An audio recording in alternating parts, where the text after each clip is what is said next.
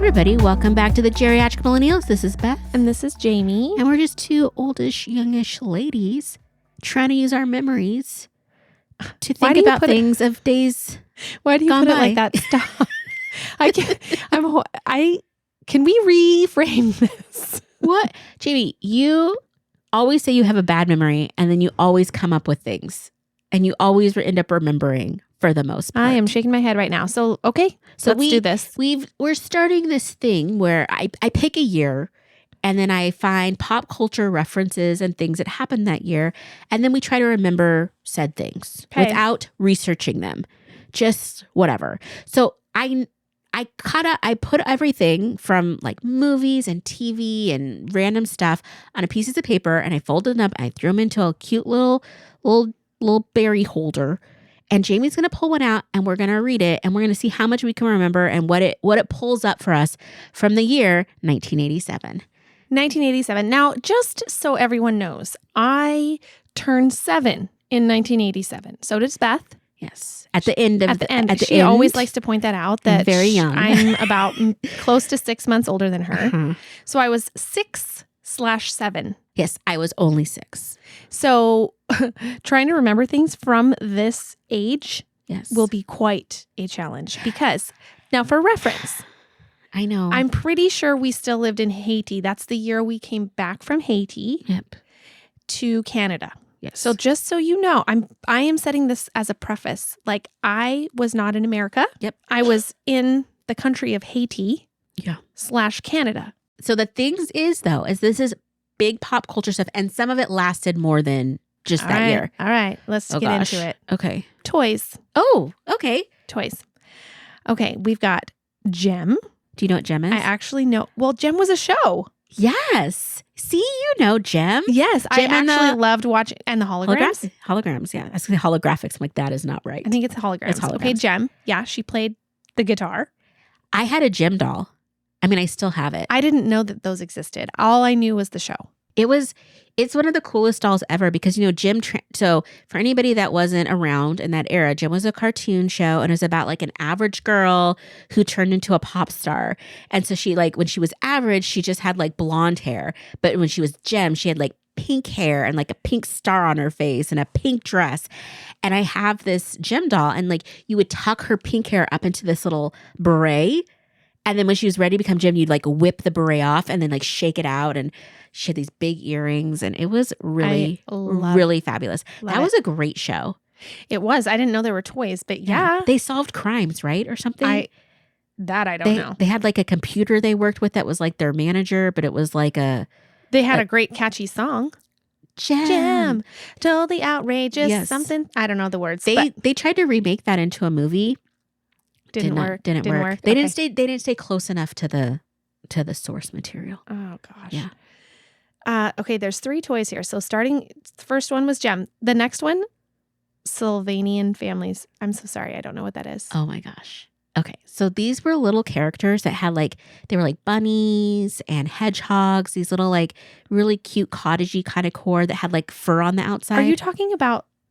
Oh, wait. I do know what these are, yes. But I think that the modern day version, they're called like calico critters. Something like that. Yeah. Oh, yeah. Yeah. And they've had they've had a resurgence, but there's this lady on TikTok that creates all of these like hysterical dramas in this neighborhood of these characters.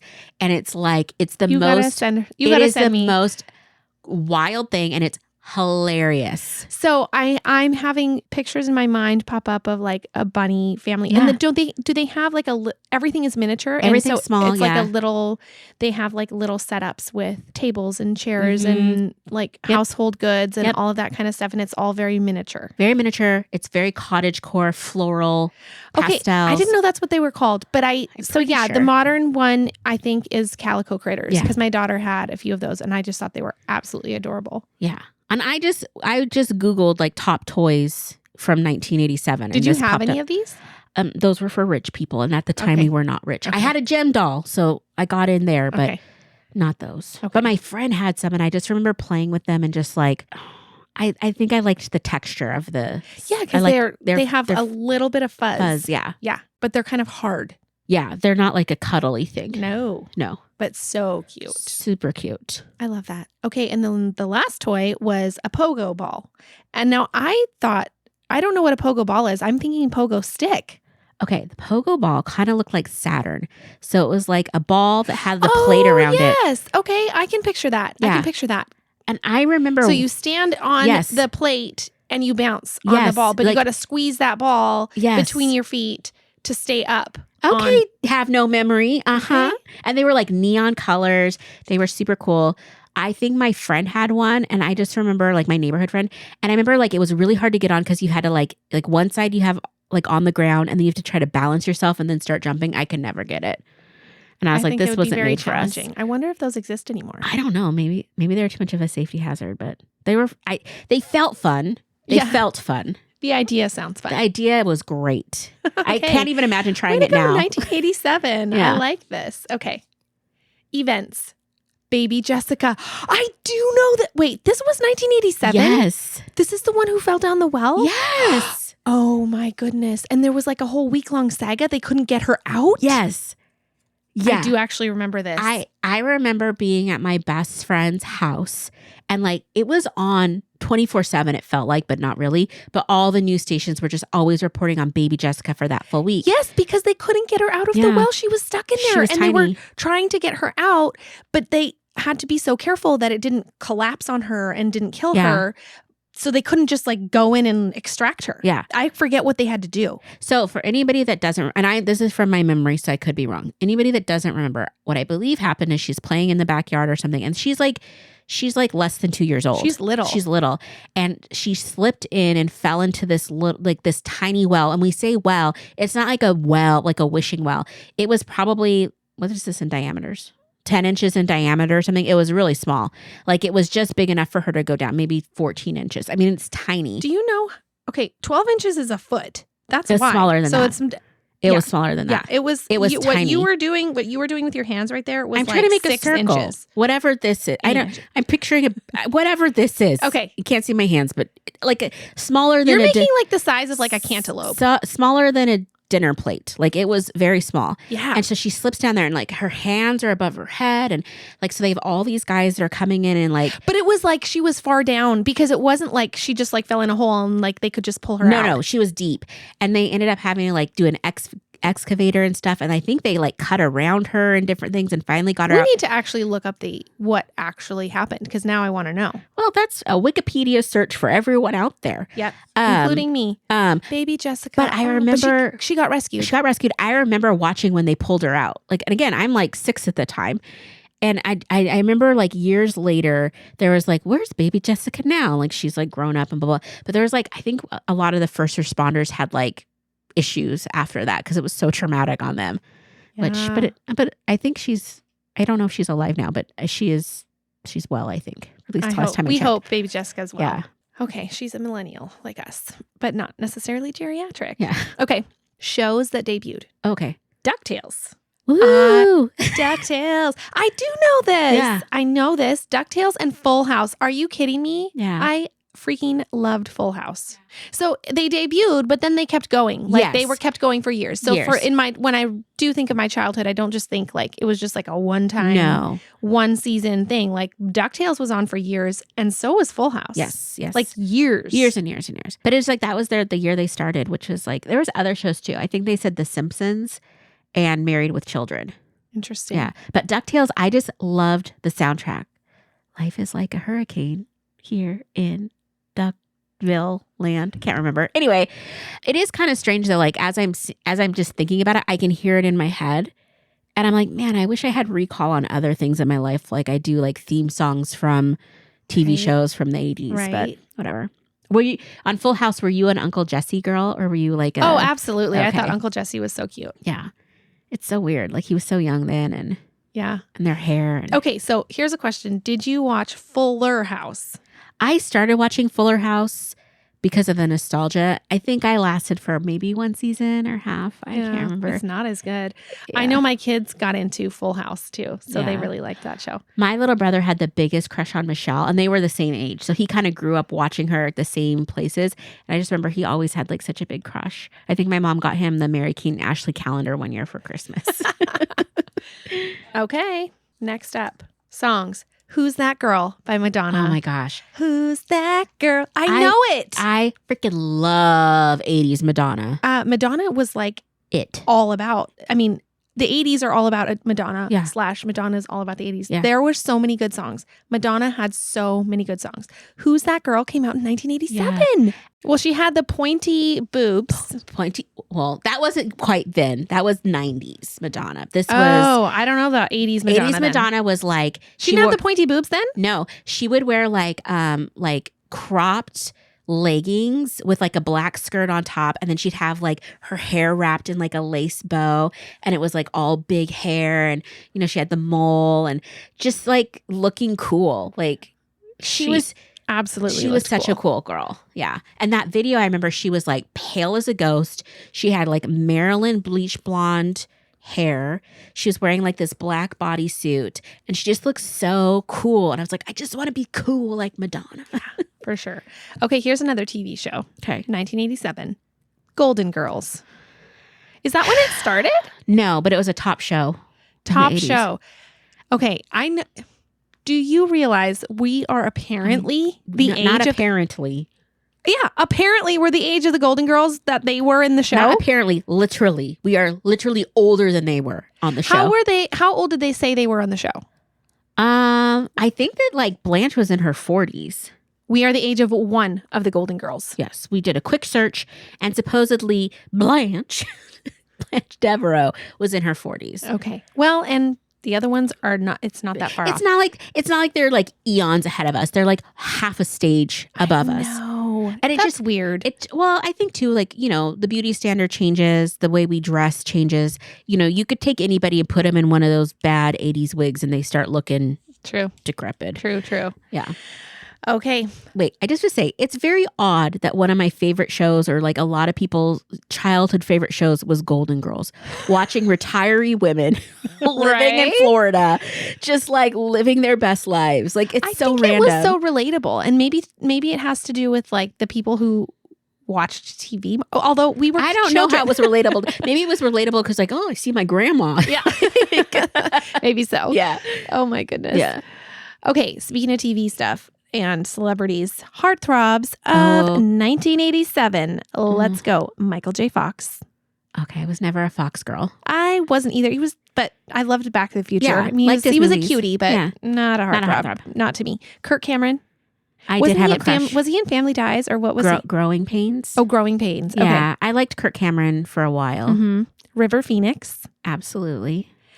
Stand by Me. I didn't have a big crush on him, but the next one, this is hilarious to me. Bruce Willis. Ooh. I was a child, and I totally had a crush on Bruce Willis. He was like He's old man. He was an old man. He wasn't that old. He was probably in his 30s. Compared to you, he is an old man. Oh, for sure. Yeah. But okay, do you remember that show Moonlight? Yeah. Was it Moonlight or Moonlighting? Moonlighting. Yeah. Okay, it was him, and I forget the lady, but I remember watching that show, and I remember saying something to my sister. Because my sister is older than me. She's like 8 years older than me. And I was like, I said something about how I liked his smile, but I didn't know why. Mm-hmm. I said to her, I was like, yeah, I like it. It gave me a feeling, like a fluttery kind of feeling. Isn't that hilarious? That's amazing. And I said it to her, and she's like, he's sexy. And I was like, what's like, that? What? Yeah. Like, I don't know what that is. Like, I was so innocent. I was a little tiny kid, but I totally was attracted to him. I guess. That's kind of amazing. That was. Yeah. That's normal. I guess. So yeah, of all of these, I remember Bruce Willis more than any of the other ones. Yeah. I think at that time I was into New Kids on the Block. Oh. You know what I mean? Who did you like in New Kids on the Block? I liked one of the brothers. I'm pretty sure I liked Jordan. I think I liked Jordan, and I think I liked Joey. Mm-hmm. Joey had the Well, multiple had curly hair. He was the falsetto, high voice Justin Timberlake of the group, I think. Oh my gosh. But I used to always get those like teeny bop magazines. Mm-hmm. Well, not always. I had a few of them. And I was so annoyed like years ago. Tiger Beats? What was it? Tiger Beat. And then like, I can't even remember the other ones. But, there'd just be pages of like these celebrities. 17? No. These were like not magazines that. These were just specifically to talk about heartthrobs. So it always had teen boys all over it. And it was so crazy too because this is how old I am. The inside would not be like the same glossy material. It would be like just cheap. It would be like newspaper print almost and be black and white. And then you'd get like these big like posters and stuff that you could put on the wall. And Kirk Cameron played heavily in it. Like all the guys from The Outsiders. Like Tom Cruise and your boy Ralph. Oh, the Karate Kid. The Karate Kid and all those guys. Such a crush on him. Yeah. So anyway. I don't know what year that was. It was around. It was in the 80s at some point. Okay. Back to 1987. Oh my gosh. Okay. It's a song. Is this a song that was like one of the top songs in 1987? Okay. Probably. Walk Like an Egyptian by the Bangles. That group was so cool. The Bangles? So cool. Oh, yes. Do you remember the music video?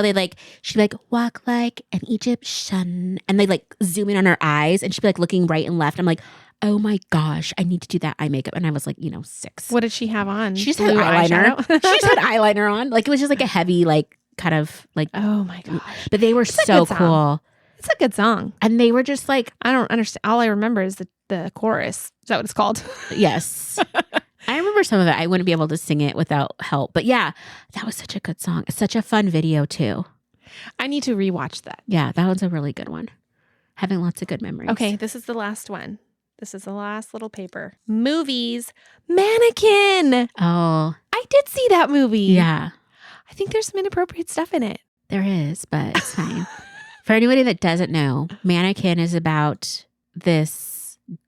I can't remember. She was like, I think she was an Egyptian princess or something wild, which is like super cultural appropriation because the actress is Kim Cattrall. So like blonde haired lady, but she like ended up like doing something and she upset her pharaoh father, I think. And she ends up being able to she gets cursed or something, but she becomes a mannequin.